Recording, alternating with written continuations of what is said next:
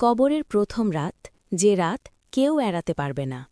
একজন যুবক, নাম ছিল রাশেদ। নামাজ রোজা কিছুই করত না, বলতো, এখন তো বয়স আছে, পরে তাওবা করব। মা ডাকত ফজরের জন্য, সে বলতো ঘুমাতে দাও। হারাম হালাল নিয়ে চিন্তা করত না, মিথ্যা বলতো, মানুষের হক নষ্ট করত। একদিন হঠাৎ রাতে বুকের ব্যথা, হাসপাতালে নেওয়ার আগেই মৃত্যু। কবরের প্রথম রাত, সবাই চলে গেল, মাটি চাপা দিল, চারদিক অন্ধকার।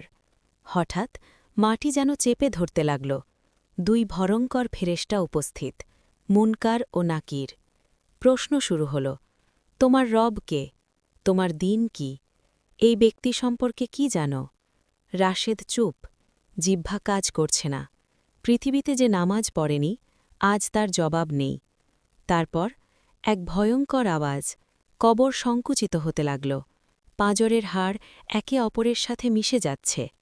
এক জানালা খুলে গেল, জাহান্নামের আগুনের দিকে। ভেতর থেকে আগুনের তাপ, ধোঁয়া, চিৎকার। একটা কণ্ঠ বলছে, এটাই তোমার ঠিকানা, কেয়ামত পর্যন্ত। কিন্তু ঠিক তখনই তার মা কাঁদতে কাঁদতে দোয়া করছে।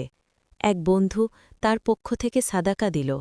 একবার সে জীবনে কাউকে কষ্ট দিয়ে পরে মাফ চেয়েছিল। আল্লাহর রহমত দরজা খুলে দিল, শাস্তি হালকা হল।